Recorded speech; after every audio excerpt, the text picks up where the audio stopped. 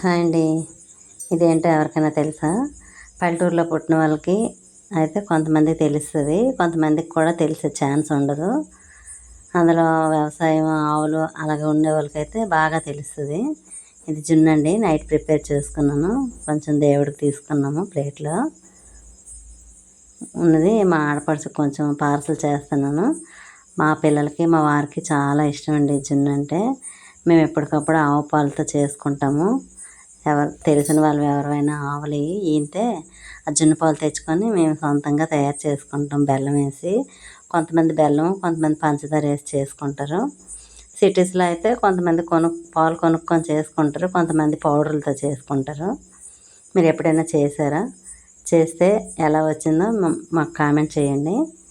చాలా టేస్ట్గా ఉంటుందండి. జున్ను తింటే వైకుంఠం వెళ్ళిన పుణ్యం అని పెద్దలు అంటారు. జున్ను చేసే ప్రాసెస్ నేను లాంగ్ వీడియోలో పెడతాను, చూడండి.